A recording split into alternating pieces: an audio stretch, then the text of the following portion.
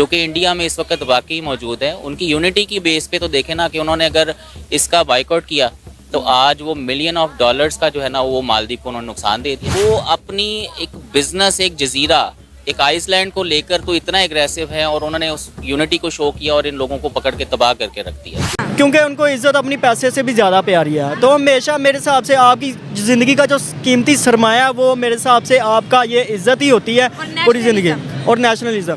तो मेरे हिसाब से यही होता है कि आप जहाँ भी जाओ आपको लोग जो है ना सलाम करेंगे यार। अब वो जहाँ भी जाएंगे उनको यार कहेंगे यार ये इंडियन है यार, देखो यार इनकी ये पूरी कौम एक तरफ होगी। अगर ये मोदी जी के पाँव पड़ के भी माफ़ी मांगेंगे ना, अगर मोदी जी ने इनको माफ़ किया तब भी तमाम इंडियंस इनको माफ़ करेंगे, नहीं तो ये अपनी खैर मना लें। इनको वो दिन नहीं आज जब 1988 में जब श्रीलंका ने इन पर अटैक किया था तो इंडियन एयरफोर्स ही वहाँ पर मौजूद थी मालदीव में, उनकी हेल्प की, उनको हर तरह की फैसिलिटी दी। और आज भी एयरफोर्स ही मालदीव में मौजूद है, उनके लिए हर काम कर रही है। उनके तो लोगों की तादाद ही इतनी नहीं है, इंडियंस ही वहाँ पर सारा सिस्टम को हैंडल किए हुए हैं। इंफ्रास्ट्रक्चर उन्होंने सब कुछ बनाया और वो इंडिया को टक्कर दे रहे हैं। इंडिया को जिसने भी टक्कर दिया वो दोनों हाथों से रोया है और खून के आंसू रोया है। जिन लोगों ने बयान दिए थे इंडिया के अगेंस्ट, उन लोगों को अपने नौकरी से भी डिसमिस कर दिया गया, उनको निकाल दिया गया। आप मुझे बताएं, उनका कहना ये था कि भाई इन्होंने अपने बिहार पर ये बयान दिया, जो मालदीव की गवर्नमेंट इसमें उसका कोई इन्वॉल्वमेंट नहीं है। क्या कहेंगे? अब मैं बाहर होके आया हूँ ना, तो वहाँ पे हो गया है, मैं ईरान इराक होके आया हूँ मैं, ठीक है। वहाँ पे ना कोई बंदा मिला ना इंडियन मुझे, तो इंडियन मुसलमान ही है वहाँ पे मिला है, तो उसने इंडिया की साइड ली है, पाकिस्तानी मुस्लिम साइड उसने नहीं ली।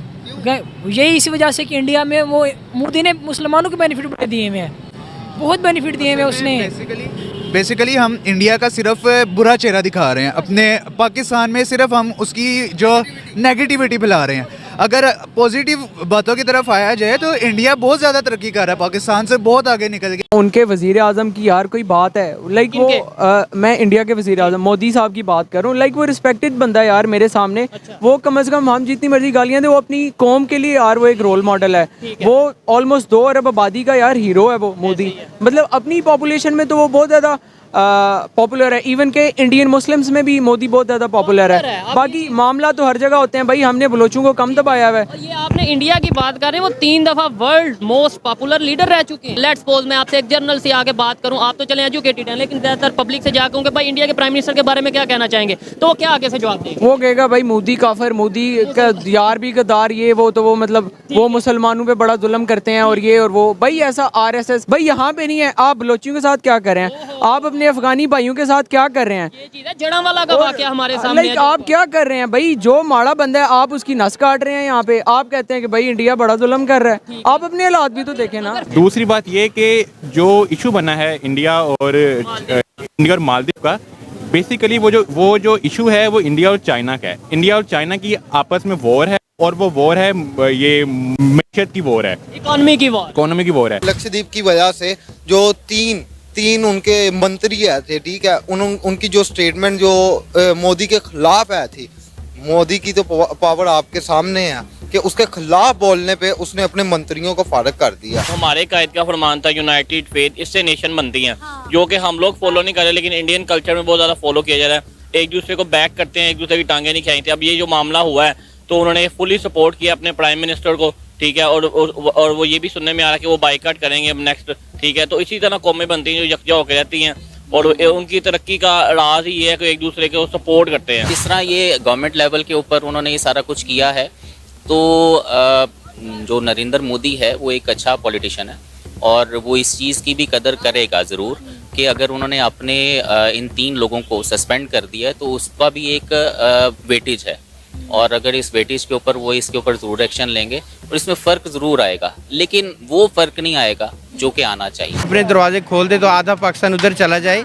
तो हालात वाक़यात ऐसे ही हैं कि अगर वाकई इंडिया वीज़ा इशू कर दे, ठीक है, तो बहुत सारे लोग ऐसे हैं कि जो इंडिया में जाना पसंद करेंगे। तो मैं जाऊंगी। हाँ जी, हम तो भाई घूमने की नीयत से जाएंगे ना कि टूरिज्म वहाँ की अच्छी है, लेकिन खैर हमसाए तो हम हैं, लेकिन दोस्ती कोई नहीं है। नहीं दोस्ती है। वो लोग बिजनेस में उन लोगों से करते हैं जिनको इंडिया की कदर है, जिनको वहाँ के लीडर्स की रिस्पेक्ट करनी आती है। यही हाँ जी, यही चीज़ हम देखते आ रहे हैं। इंडियंस अगर किसी एक लीडर की तुम इंसल्ट करोगी ना, या वहाँ के लोगों की किसी की इंसल्ट करोगी, तमाम इंडियन जुड़ जाएंगे, चाहे उनमें कितने भी आपस में ख़राब रिलेशन हो या कुछ भी इख्तलाफ वटएवर, वो सारे मिल जाएंगे और उस इंसान के खिलाफ हो जाएंगे। ये हमने कितने में देखा। देखो मालदीव हमारे आगे सबसे बड़ी एग्जाम्पल, फिर चाइना आ गई, कनाडा आ गया, तुर्की आ गया। तुर्की में कितनी हेल्प की, और फिर जब उन्होंने बोला कि नहीं हम लोग ऐसे हैं तो हम लोग वैसे हैं, तो देखो कोई भी कंट्री इंडिया के बगैर कभी भी आगे नहीं बढ़ सकती। जब से मोदी आया है उसने एक प्रॉपर निज़ाम बनाया है, अपने मुल्क को तरक्की की तरफ लेके जा रहा है। हालांकि मैं मुसलमानों के बड़ा खिलाफ रहा, मेरी नज़र में हिटलिस्ट है मोदी मेरी नज़र वो में। मुसलमानों के लिए उन्होंने सबसे ज्यादा काम किया। नहीं, उसने मुसलमानों को सबसे कत्ल ज्यादा भी काम करवाए किया। हैं। नहीं कहूँगा कि वो पीएम के साथ खड़े हैं और मेरे ख्याल में खड़ा होना चाहिए, चाहे वो किसी भी मुल्क से हों। तो रही बात मालदीव की, तो वो इसलिए टेंशन में है कि उनकी जो इंडिया से उनका जीडीपी जो उनकी ग्रोथ होती, टूरिज्म जाते हैं वहाँ पे, तो उनको एक डर हो गया कि मालदीव को छोड़ के ये इस तरफ जाना शुरू हो जाएंगे। तो जाहिर बात है पीएम ने इसीलिए तो वहाँ पे फ़ोटो सेशन करवाया ना, कि हमारे इंडियंस को पता चले और वो सब यहाँ पर आए। क्या हमें भी कुछ सीखना चाहिए? जीत किसकी होगी पहले तो ये बताएं। ज़ाहिर सी बात है, जीत तो इंडिया की डिप्लोमेसी की है और एट द एंड मतलब इंडिया की जीत है। और हमें मतलब यही कि डिप्लोमेसी इसी तरह स्ट्रॉन्ग होती है। पाकिस्तान की अगर डिप्लोमेसी अगर वीक है तो वो इसी कुछ चंद नकात हैं जिनके ऊपर हम अमल करके मतलब कर सकते हैं। तो उसी तरह ही मतलब कि नरेंद्र मोदी की गवर्नमेंट में इकोनॉमी उनकी कितनी स्ट्रॉन्ग हुई है, टूरिज्म में, एक्सपोर्ट में, इंपोर्ट में, हर चीज़ में इजाफा हुआ है। तो उस लिहाज से पाकिस्तान की अगर गवर्नमेंट उस लिहाज से काम करे तो पाकिस्तान की वहाँ भी एक होकर उनका साथ देगी। पहली बात तो ये कि इंडिया जो है ना बिजनेसमैन माइंड है, वो अपना बिजनेस की सोचता है। मोदी अपने बिजनेस का सोचता है। पहली चीज़ कि मोदी साहब 2013 में 14 में आए थे सिर्फ बिजनेस की बुनियाद पे वो आए, गुजराती हैं, वो बिजनेस माइंड उन्होंने हुई थी।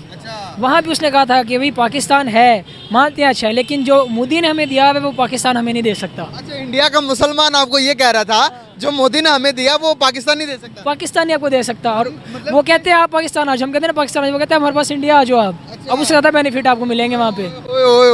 अब क्योंकि इंडिया जो है वो मतलब आने वाली टाइम की सुपर पावर हो सकती है। हम बड़ी चाइना की दोस्ती के नारे लगाते हैं, हमारे जो पाकिस्तानी भाई हैं ना उनको ये असलियत नहीं बताई जाती कि अगर इस्लाम का कोई सबसे बड़ा दुश्मन है ना तो वो इंडिया नहीं है, वो चाइना है। चाइना वो कंट्री है जहाँ से आप डायरेक्ट हज पे नहीं जा सकते, उम्रा पे नहीं जा सकते, आप सऊदी अरब अपनी इबादत और रियाजात के लिए नहीं जा सकते, आप वहाँ पे मस्जिद क्या, आप वहाँ पे ओपनली नमाज नहीं पढ़ सकते, अजान नहीं दे सकते।